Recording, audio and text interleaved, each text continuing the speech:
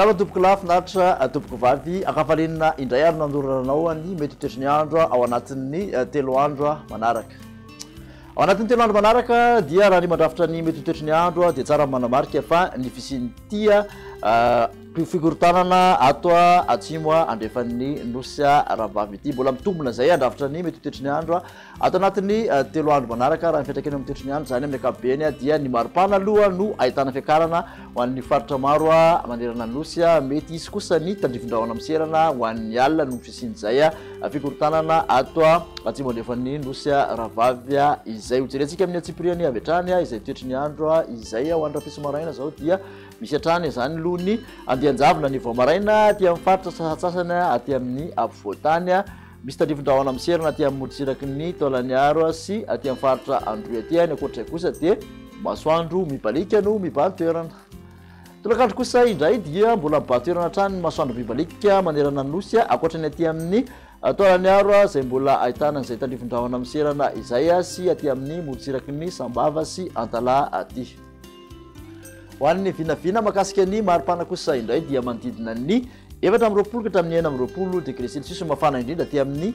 faritra afovoantany ny maraina no mangatsika noho nyzay andianjavona izay aty amin'ny vakina kararaty indrindrandrindra morotsiraka atsinanana kosa 920 hatramin'ny 720 degré celsius mafana indrindra 230 hatramin'ny 430 any amin'iny morotsiraka andrefan'ny nosy iny raha ny manerana nosy kosa no jerena dia manodidina ny 430 mafana indrindra any Antsohisy any Maevatanana any.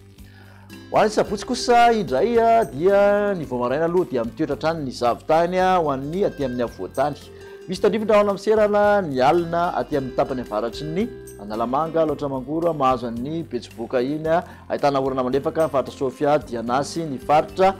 Sava. Misy orana malefaka ihany koa ny aty amin'ny Ambatsoa aty any akoatr'izay dia mbola masoandro mibarika no mibahan-toerana.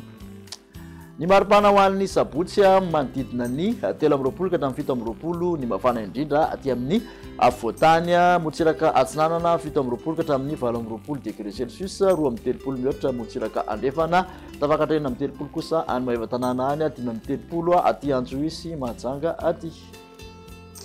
Ambaranantsika mitoetriny andro ary ho an'ny alahady ny tapany avaratry ny nosy no somary mandrandrahona amin'ny ankapobeny mitarana tandrifondrahona kely hatrany ho an'ny aty amin'ny nasanana Analamanga mahazo ny Loatramangoro iny ny faritra Betsiboka ahitana orana malefaka aty amin'ny Sofia sy Sava sy Diana, Ambatsoa ary Analanjorofo. Ny morotsiraky ny atsinanana kosa dia misy tandrifondrahona miserana ny tapany antsimo manontolo dia mibahan-toerana ny masoandro mibalika.